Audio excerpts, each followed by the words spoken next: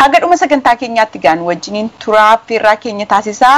Egaa keessummoonni keenya har'aa Roobsan Makkoo fi akkasumas immoo Misgaanaa Abarraa Oslo Norweyn irraa Skype keenya irratti nu argamuu keessaniif guddaa isin galateeffataa. Baga nagaan dhuftan anaa dhufuun isiniin jedha. Baga nagaan nu edde Asiyaa atilee guddaa galatoomii si akkasumas tuutni OMN hojii dinqisiisaa hojjetaa jirtu jabaadhaa galatoomi. Galatoomii hojii baay'ee dinqisiisaa hojjetaa jirtu qabsoo Oromoo kanaafi guddaa ulfaadha.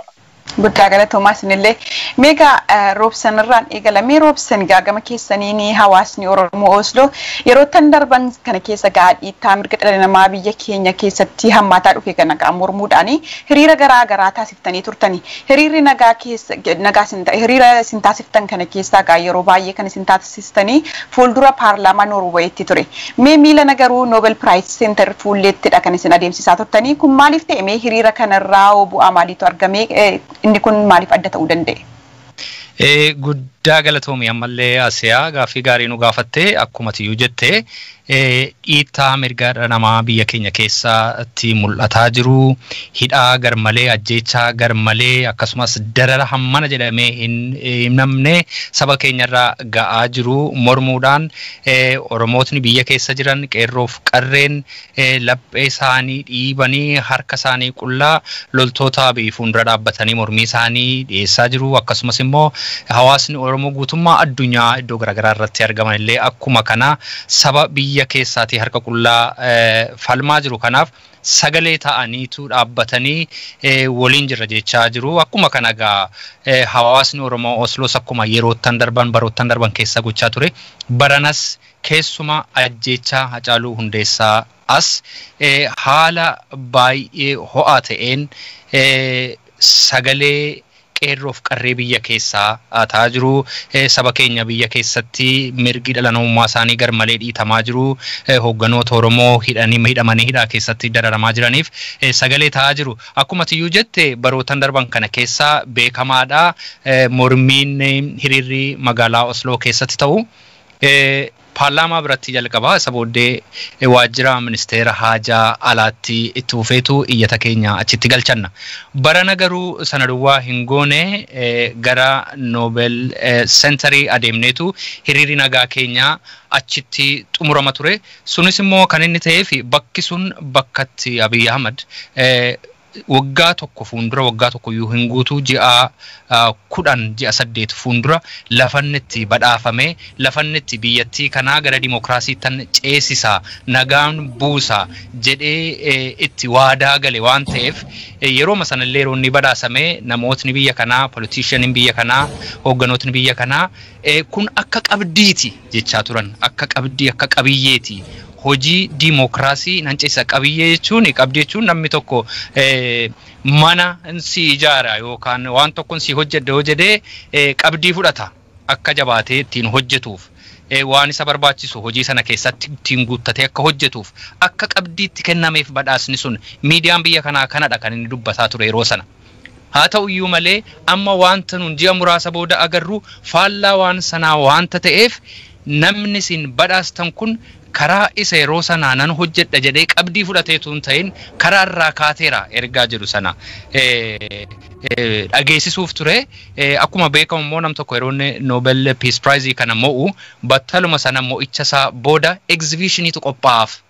Exhibitioniin kun yeroo kan inni qophaa'uuf biography namicha laureate ta'e sana waan gaarii inni hojjete dadhabbiinni waan gaarii sana hojjechuuf dadhabe sana hundumaa mul'isuudhaaf exhibitionii qophaa'a. Kanaaf Nobel Prize Center sana keessatti yeroo unuun hiriira nagaa ba'aa turretti exhibitionii kanatu qophaa'aa ture.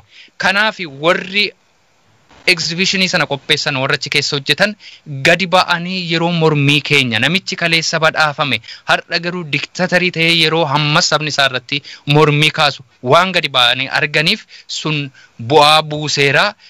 Isa boodayyuu qarreen keenyaaf qeerroon keenyaa misgaanaan itti naa dabalaa yaalii guddaa gochuudhaan dhaadannoolee nuti qabannee ba'aa turre nurkaati fuudhanii amma achi keessa naqanii jiru. Waan gaariin hojjete duwwaatu hin ta'in elaa kunis paartii maseenaa nama kanaati jedhanii achi keessa naqanii jiru. Kun mo'icha guddaadha. Kun waan gaariidha. Bu'aa hiriirri nuuni Nobel Prize Century fuulduratti goonee fi bu'aa tokkodha jedheen yaada. Ayyiga galatoomii Roobsan. Mee amma immoo gara misgaanaatti darba. Mee misgaanaa isinoo mee akka hawaasa Oromoo Oslootti yeroo hedduudha kan isin hiriira bahaa turtanii sooshaal miidiyaa garaagaraa fi akkasumas immoo gama keenyaan illee gabaasaa turre kana argaa turre. Mee hiriirri nagaa isin yeroo baay'ee gootan garma paarlaamaa Noorweey fuulduratti isa alanaa garuu kan isin gootanii Nobel Prize Century fuulduratti adeemsifamaa ture.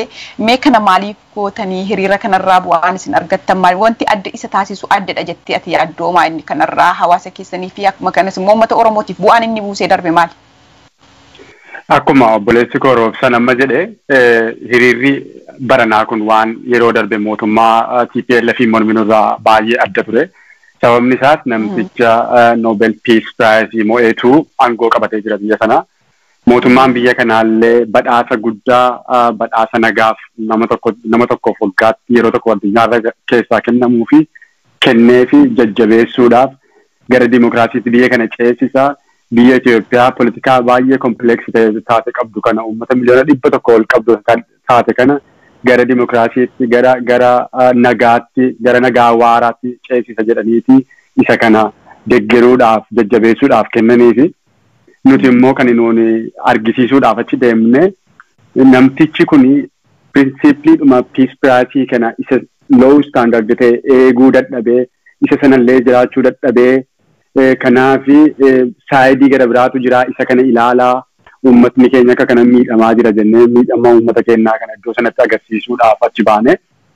Isa kanaaf immoo bu'aa guddaa tokko arganne namni Nobel Peace Prize mo'u waggaa guutuudha kan inni exhibitioniin mana tokko keessatti muuziyeemii tokko keessatti kaa'amee fi namni waan inni gaarii hojjete maaliif akka inni badhaasa kana mo'ate waggaa guutuutii leellisaa ba'a yookiin ilaalaa ba'a jechuudha.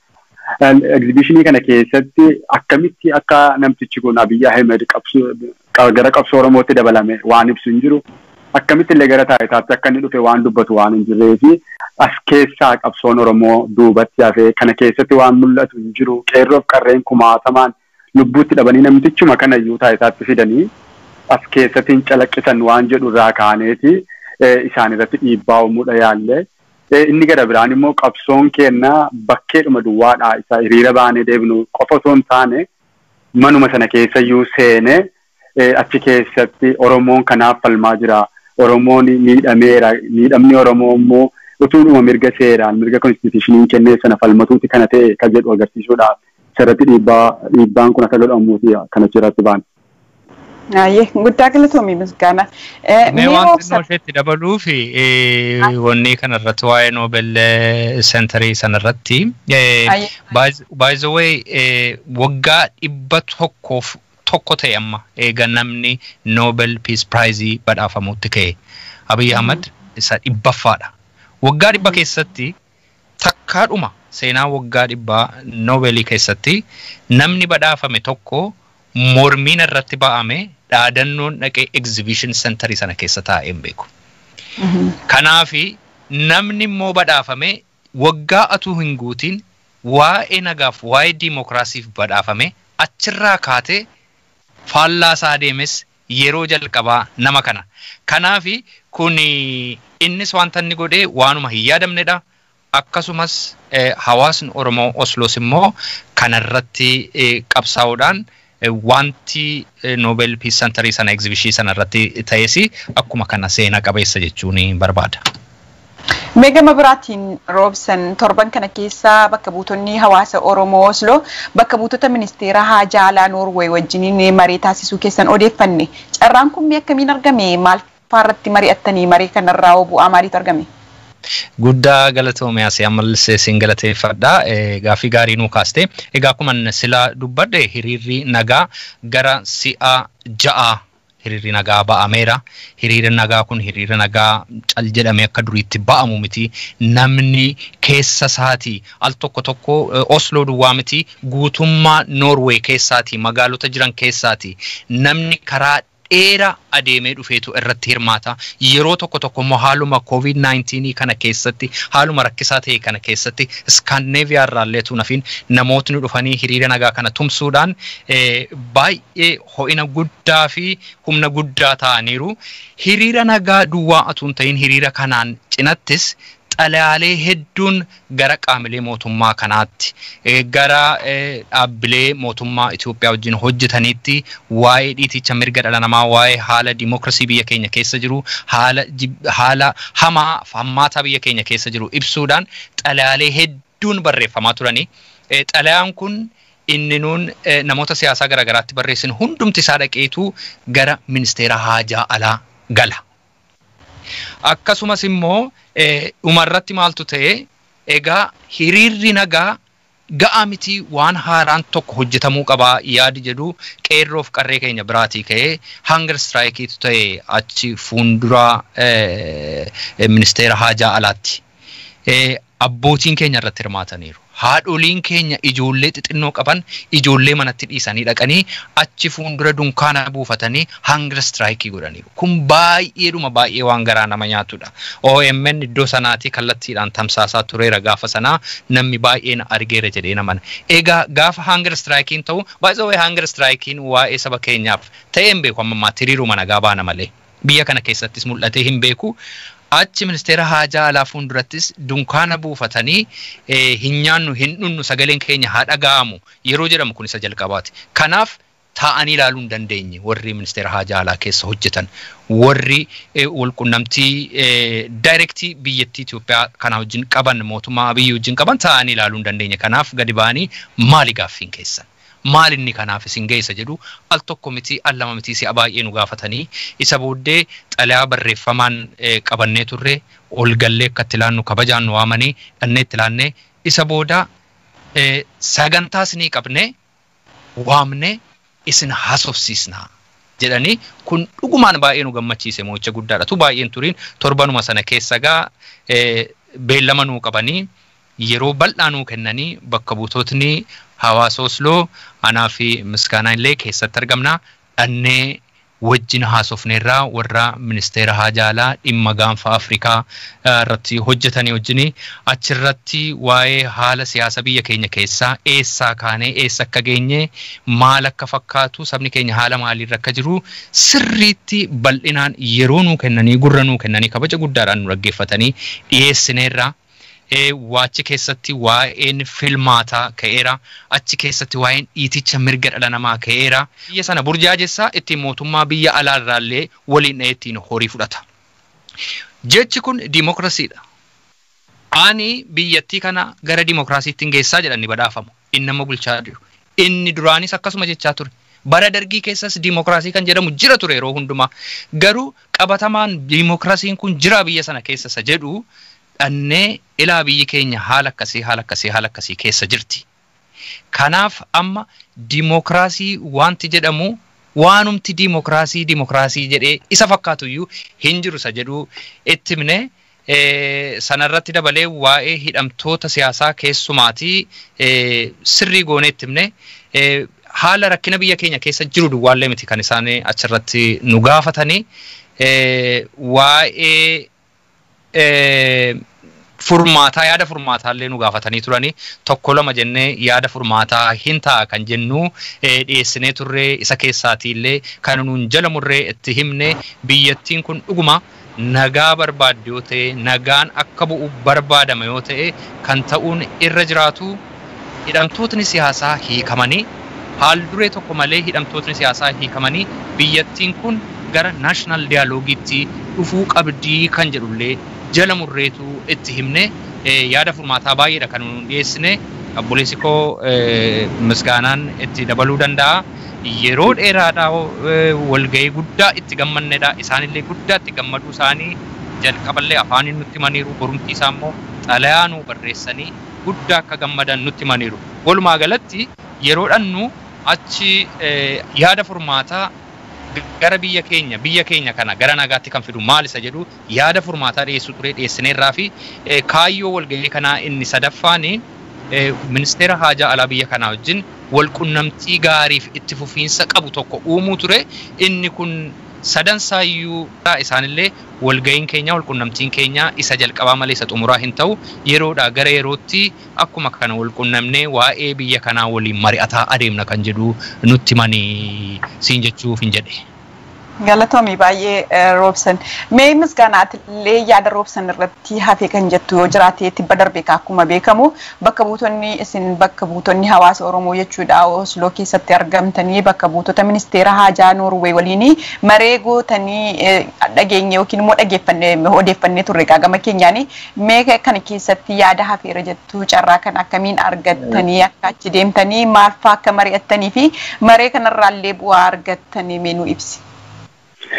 Baay'ee isaa Roobsanii yoo amma jedheera hiriira walirraa hin cinne hawaasni Oromoo Osloo jiru kun Osloo duwwaa osoo hin taane Oromoo guutuu jiru kun yeroo shanaffaa erga arganne ja'affaa irratti kan isaan ayyama kana nuu kennanii dargaggoonni immoo walitti dhufneeti mari'annee hawaasni keenya akkaataadhuma baratametti hiriira ba'uu duwwaa osoo hin taane akkamitti sadarkaa isaa ol buutuu dandeenya akkamitti dhageettii keenya dabaluu dandeenya waan jedhuuti dargaggootni walitti dhufnee mari'annee.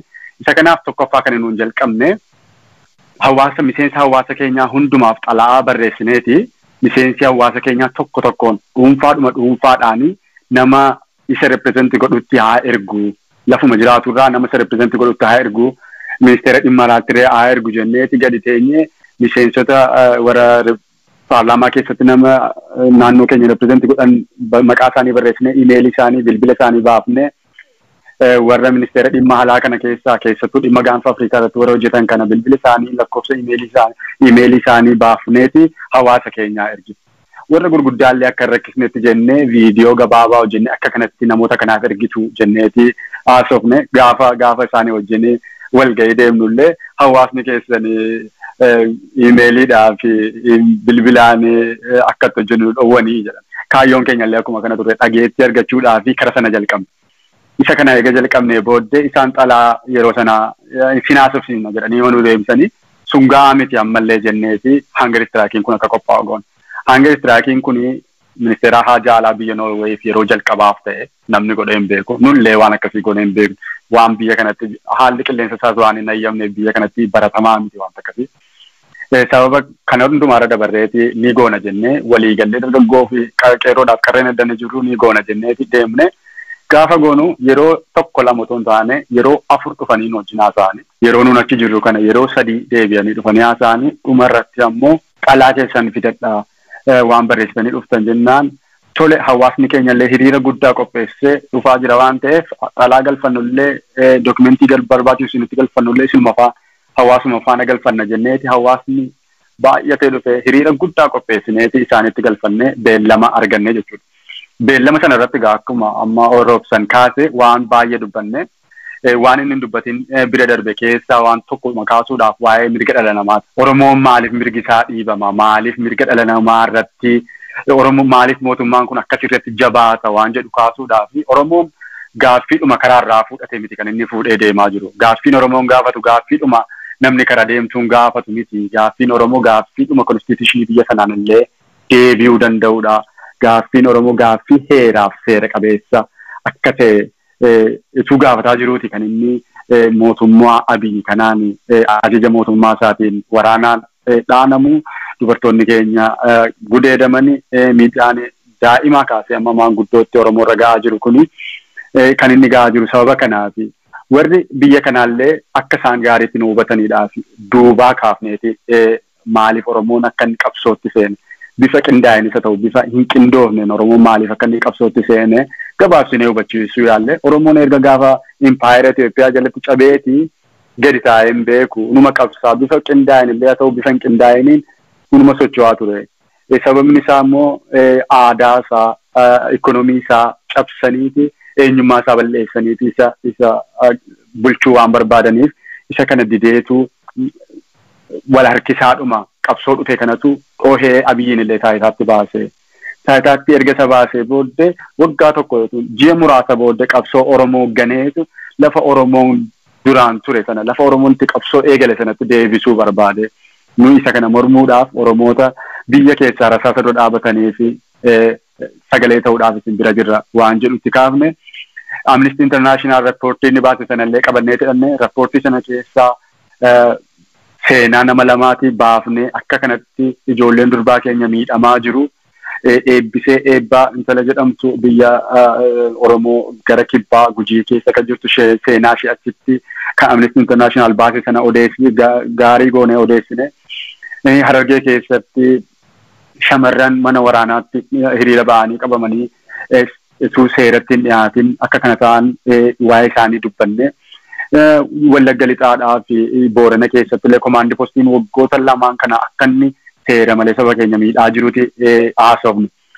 Inni gara biraan inni haasofne Abiyyiin incompetentiidha iddoo kanaa fi ministeerummaadhuma kanaaf iyyuu hin malu waan jedhutu kaafne. Isa kana immoo sababuma malee waan namticha kana morminuuf yookiin waan isa iddoo sanatti hin barbaanne duwwaadhaaf jenna otoo hin taane namtichi kun gaafa taayitaatti dhufu Abiy Ahmed gaafa taayitaatti dhufu biyyi Itoophiyaa rakkoodhuma baay'ee haqa baattu iyyuu malee akka biyyaatti turteetti. Biyyi sun dhuma turte jechuudha. Tokkummaan biyya sanaa eegamee dhuma ture jechuudha. Erga namtichi kun taayitaatti dhufee garuu mootummaan naannoo fakkeenyaaf mootummaan naannoo Tigraay inni kaaba jiru mootummaa isa federaala ofiin jedhu kanaan gaareffata. Walii wajjin hojjechuun hin jiru. Tokkummaan biyya sanaa diigamaadha dhufe jechuudha. Erga taayitaa qabatee ji'a lamallee utuu hin bulin Oromiyaa naannoo kibbaaf naannoo lixaa irratti komaandii poostii labsuudhaan siviilii isa ta'e adiministireeshinii sana balleessee humnaan saba sana bulchuu yaale sabni keenya gaa fincila wayyaanee irratti bare sana ittuma baree jabeessee waan jiruuf bulchuullee haadha dhabu malee miliitariidhaan bulchuu yaalaa jira jechuudha. Erga inni taayitaatti dhufe waan biraan ta'e mootummaan sabaaf sablammii naannoo kibbaa kunillee istiraakchariin isaa diigamaadha jira. Gaaffilee Sidaamni Walaayittaan kaasu kana gaaffii seeraa gaaffii konstituushinii biyya sanaa deebisuu irra humnaan cabsu humnaan gaaffii saba kanaa ukkaamsuutti deebi'e. Naannoon sunillee diigamuutti deema. Qooda gaaffii saba kanaa karaa dimokiraasii deebisu namtichi kun naannoo sana diigaa jira. Sababni kun immoo naannoo Amaaraallee yoo fudhattan naannoo Amaaraa keessatti namootuma hidhattootuma safara keessaatu balaa gurguddaa geessisaa jira.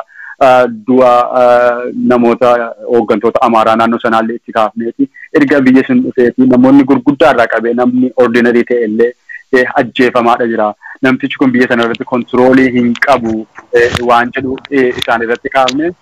Kanaaf immoo isin yoo amma cal jettanii biyyi amma demonstreeshiniin Oromiyaa keessatti deemaa jiru kuni biyya sanaa akka inni stable hin taane gochuudhaaf adeema waan jedhu kaafne. Biyyi Oromoo yoo stable hin taane guutuun Itoophiyaa stable hin ta'u waan jedhu kaafne. Yoo biyyi Itoophiyaa stable hin taane ammoo isiniif illee namtichi dikteetarii ta'uudhaaf yaalaa jiru kun Abiy Ahmed jechuudha. Namtichi kanaaf yaalaa jiru kun isiniif illee paartinarii ta'uu hin danda'u. Siyaasa biyya keessanii turee miidhuu danda'a jenneeti karaan itti siyaasa biyya kanaallee miidhuu danda'u kaafne. Inni gara biraan erga namtichi kun biyya kanatti dhufeeti kaasee internal namoonni displaced ta'an yoo xiqqaate gara miliyoona 2 siqu jedhamee rapportii torban tokko durallee ni ba'eera. Sababa kanaaf immoo hanqinni nyaataallee biyya san keessatti dhufa. Namtichi kun kompleksiitii biyya siyaasa biyya sanaa gaariitti waan hin hubanneef rakkoo furmaata biyya sanaallee ta'uu hin danda'u waan jedhuti kaafne jechuudha. Isaan bira gaafa deemne wantoota kaafne kanaaf illee deebii gaarii arganne.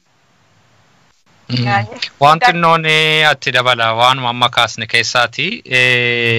Waa'een biyyattii gara saba afaan tokkoo, saba aadaa tokkoo, saba walfakkaataa, saba lummuttii tokkotti geeddaranii wal duukaa oofuun kuni biyyattii kana gara badiisa keessaa ba'uu hin dandeenyetti akka inni geessaa jiru kana jala murreetu itti himne. Kun immoo fakkeenya biyyootii ollaa kan akka Sudaan, kan akka Somaaliyaa keessatti wantoota dhalatan akka wabiitti dha'uudhaan biyya keenya keessattis waan amma Abiy gochaa jiru. Kanaan yoo itti fufe mirga sabaaf sablammiiwwanii yookaanis immoo federaalizima sabdanneessa kana diigee gara federalizimii isaa inni jedhu isa ji'oogiraafiidhaan Kifla Hagar jedhamu duriitti geeddaruuf adeema taanaan rakkina guddaa keessa akka nu gashuuf jedhullee himnee turre. Akkuma beekamu Ziyaad Barree kan jedhamu pirezidaantiin Somaaliyaa durii bara 1991 fuuldura biyyattii assimilation policy irratti adeemsisee biyyattiin akka isheen gara saba tokkootti assimileetir taatu yaalii inni godhe dhumarratti Somaalilaandiin akka isheen foxxoqxee biyya biraa taatu biyyattiin immoo akka failed state taatu kan agarsiisedha. Akkasumas Sudaan keessatti warri Noorzii jiranii South Sudaaniin araba gochuudhaaf yaalii isaan yaalaa turan civil war Afrikaa keessatti isa dheeraadhaaf isa guddaa waggaa 31 guutuuf eega deemsee booda bara 2011tti Sudaan iddoo lamatti cituu ishee isaanis beeku nu illee isa kana yaadachiisne amma biyya keenya keessatti waggaa 100 guutuuf policy assimilation yaalamee dadhabame kana Abiy Ahmed hojiirra oolchuudhaaf yoo amma kana yaalu ta'e biyyattii gara jeequmsa keessaa ba'uu hin dandeenye yookaan immoo waraana civil wariitti geessuu akka danda'u jala mudreellee dubbanneera. Isa kana gaazexootni biyya kanaa haala kanaan dura mul'atee hin beenneen walitti aansanii barreessaa jiru. Gaazexaan biyya kanaa beekamaan Afton Postan jedhamu torban muraasa fuuldura waa'ee Itoophiyaa editoriaalii isaa irratti barreesse. Riippoortii godhe miti. Editoriaalii isaa irratti barreesse. Gaazexaan tokko editoriaalii isaa irratti waa barreessuun ejjennoo qabachuu jechuun wanti sun waan cimaadha.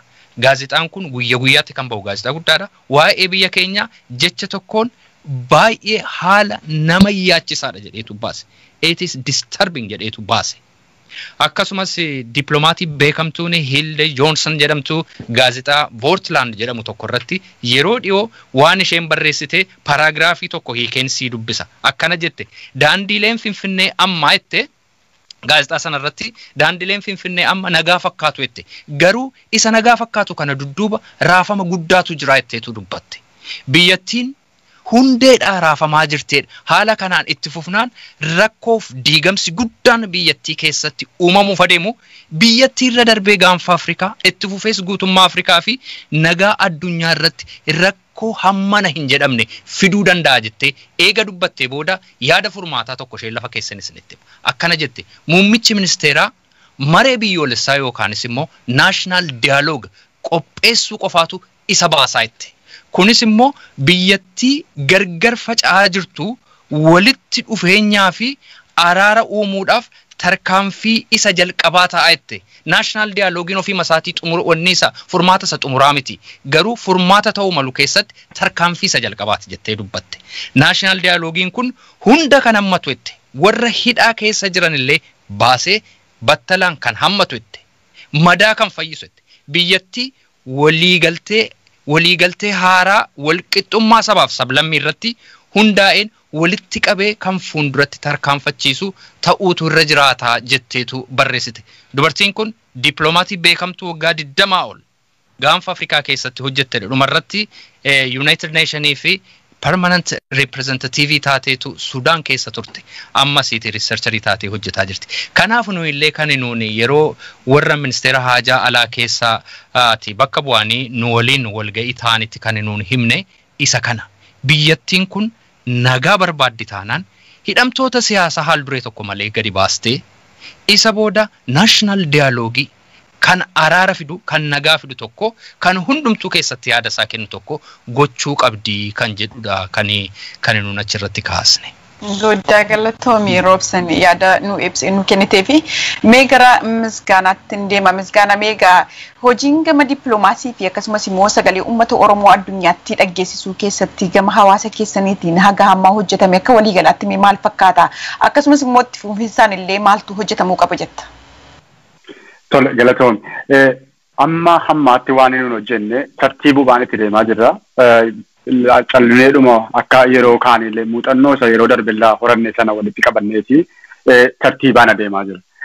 Jalqaba kan nuun xiyyeeffanne warra Nobel Center sana yookiin mana warra exhibitionii lafa agarsiisan sana irratti xiyyeeffanne Nobel Committee sana irratti jechuudha.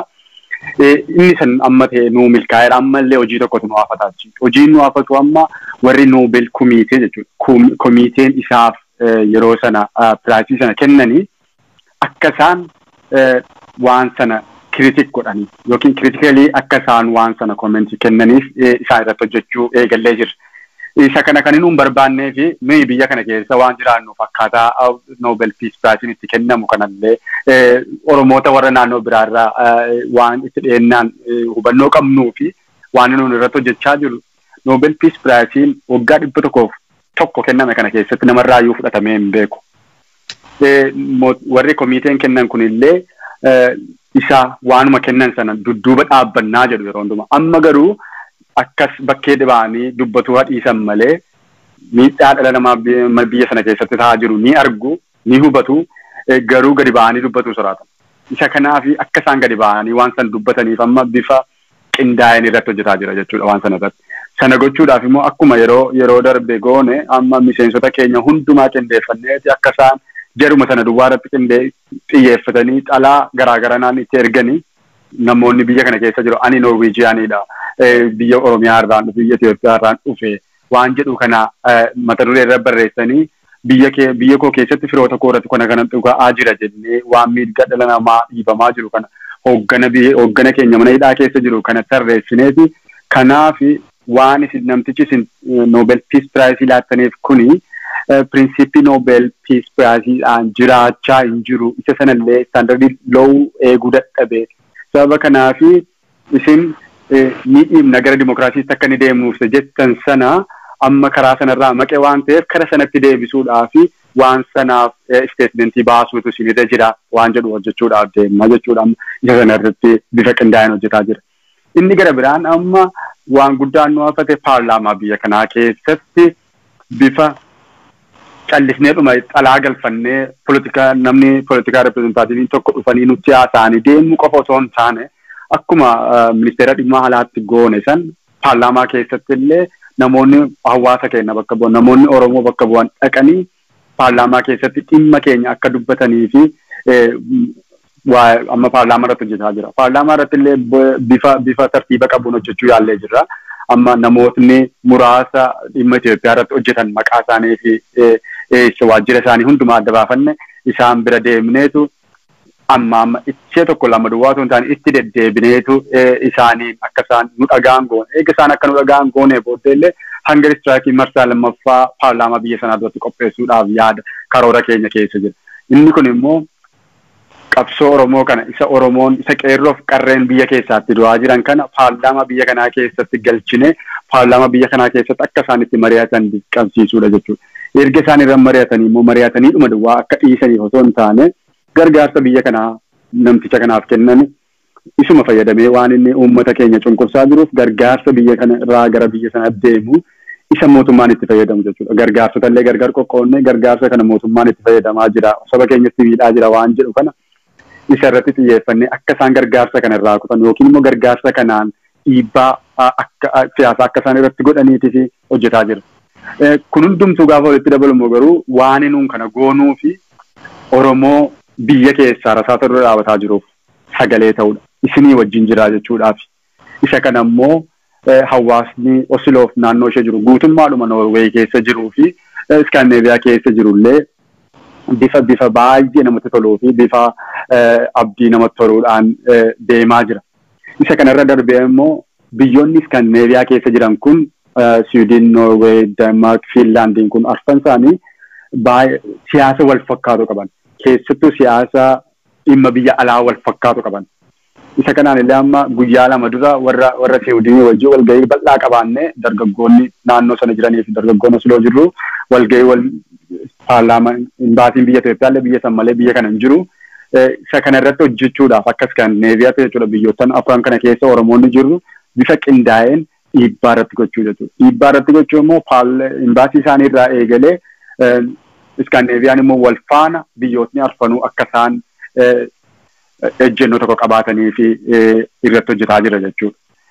Waan gara biraan nuyi amma mootummaan kun ji'a tokko booddee ji'a tokko irraa cabeera legitimate hin qabu mootummaan kun namtichi kun biyya sana irra taa'uudhaaf iyyuu kana booda konstituushinii biyya sana hin hayyamuu fi seera malee dheereffataa jira waan ta'eef naashinaal diyaalogiin utuu guyyaan kun dhumin eegaluutu itti jira. Naashinaal diyaaloogii sanii callisee namoota isaa wajjin walii galanii wajjin haasa'u san duwwaa osoo hin taane meaningful naashinaal diyaaloogii namootni hidhaman political leadership keenya mana hidhaa jiran gadi ba'anii isaa wajjin barcuma wal qixxeera ta'anii akka isaan biyya sanaaf furmaata kennanidha kan nuun irratti hojjechaa jiru.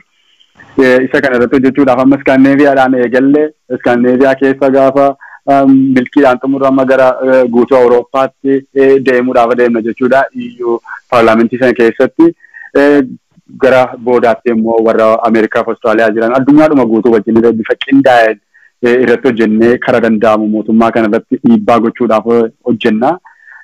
Kun hundumaa kan ta'uuf immoo qeerroodhaaf qarree saba keenya guutummaadhumatti bira dhaabbachuudhaaf galatoom. Hayyee galatoomii misgaana. Mee Roobsan gama keetiinoo uummata Oromoo mara addunyaa garaagaraa keessatti qabsoo biyya keessaa utubuudhaan hojii dippiloomaasii hojjetaa jiruu fi akkasumas immoo hiriira walitti fufinsaan bahaa jiruu fi ergaan yookiin ati dhaamsa ati qabdu jiraate akkuma waliigalaattis dhaamsa kee dabarfadhu carraa dhumaati kun. Guddaa galatoomii Asiyaa. Misgaanaan akka gaarii godheetu ibsee waan gara fuulduraatti ta'uu maluuf waan illee karoorfamanii jiranii.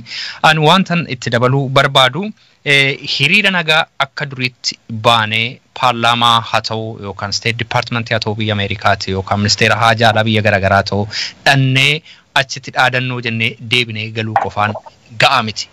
Amma akkuma dargaggootni keenya addanaa godhan akkuma hawaasni Osloo addanaati godhu kana creative ta'uutu nurra jiraata. Moor immoo karaa itti hawaasni Oromoo biyyoota garaagaraa keessa jirru walitti dhufnee karaatti muuxannoo walii hirru irratti hojjechuu danda'uutu nuuf ta'a jedhee yaada. Muuxannoo biyya Jarman jiru tarii Osloon hin qabu ta'a. Muuxannoo Ingiliz qabu tarii Neezerlaand immoo itti hir'ata ta'a. Tarii Ameerikaan experience akkasiin nu dursanii waan muuxannoo qabaatan ta'uu mala walitti dhufanii garuu muuxannoo yoo walii hiran waan tokko keessaa baasuun hin danda'ama jedheen yaada. Fakkeenyaa fi qaamolee mootummaa ministeera haajaa alaa ta'u paarlaamaa biratti ta'u dookumentoota garaagaraatu dhiyaata yoo ta'e dookumentoota dhiyaatan kanarratti hawaasni kun waan yuunifoorm ta'e tokko qopheesse sabuma tokkoof falmaa jirra uummatuma tokkoof sagalee ta'aa jirra waan ta'eef gabbisnee isa dana jiru isa achi jiru isa gamas jiru walitti finnee gabbisnee akkamitti dhiyaachuu qabna maaltu gaariidha ati muuxannoo kam qabda ilaa muuxannoon koo kana dheengadda gaafa dhiyaanne ilaa kana narraa baradhee galeen achirraatii muuxannoo gaariin argadhe isa kana isinoo maal qabdu muuxannoo isa jedhu walitti finnee akkasittiin yoo inni tokko isa tokkotti guute waan gaariin tokkochi keessaa ba'uu danda'utu irra jiraata. Yeroo Arab Springii sana namoota akkuma kana hiriira nagaa hin ba'u turan waan nama dhibu. Hiriirri nagaa hin ba'ama, mormiin hin ta'ama, dhaadannoon hin jedhama, sagaleen namaa dhagahamuu dide. Warri biyya bulchan tasuma gurra kennuu didan. Gurbaa dargaggeessi tokko waan godhu gaafa dhabu abidda ofitti qabsiise, beenzila ofitti naqee abidda ofitti qabsiise paarlaamaa biyya sanaa fuulduratti. Dargaggoota keenyaan abidda ofitti qabsiisaa jechaan jira miti. Garuu akka sagaleen keenya dhagahamuuf waan creative ta'e tokko hojjechuutu nuuf ta'a. Karaa naga qabeessa, karaa nama hin miine, karaa miidhaa namarraan hin geenye tokko sagalee keenya dhageessuu danda'u nurra jiraata. Fakkeenyaaf muuxannoo nuun addanaa qabnu amma akka sila lamaamti keenya dubbanne xalayaaleen garmalee baay'atan kun xalayaa kuma baay'ee ta'uu danda'a overwhelm isaan godhe dhaqe warra foreign ministerii keessa jiran. Maal nuun jedhan isaanumti mataan isaanii akkatti hojii hojjennu dhabne jedhanii garuummoo sagaleen gaafa dhagahamuu didu ol fudhatanii iyyuun barbaachisaadha jedhan kana isaantu jedhe. Sagaleen akka dhagahamuuf ol fudhatanii creative ta'anii iyyuun baay'ee barbaachisaadha. Kanaaf warri hiriira nagaa gochaa jirtan itti fufaa karaatti sagaleen keessan dhagahamu irratti hojjedhaa. Akkasumas immoo muuxannoo haxinnaattuu muuxannoo si'a tokkoo qabnaa. Waan achirraatii baranne isiniif share gochuu dandeenya. Isin immoo muuxannoo qabdan nuu hira walaa qunnamnu platformiina qophaa'u wal gorsinee wal jajjabeessinee waan beennurraa wal share goone karaatti saba keenyaaf sagalee taanu irratti haa hojjennuun jedhaa kanuma dhaamsan dabarsuu barbaadu Asiyaa. Guddaa galatoomaa Roobsanii akkasumas immoo misgaanaa toora Skype keenya irratti nu argamtanii nu wajjiniin mari'attanii yaada nuu kennitaniif guddaa isin galateeffannaa maqaa OMN fi daawwattoota keenyaan isin galateeffannaa.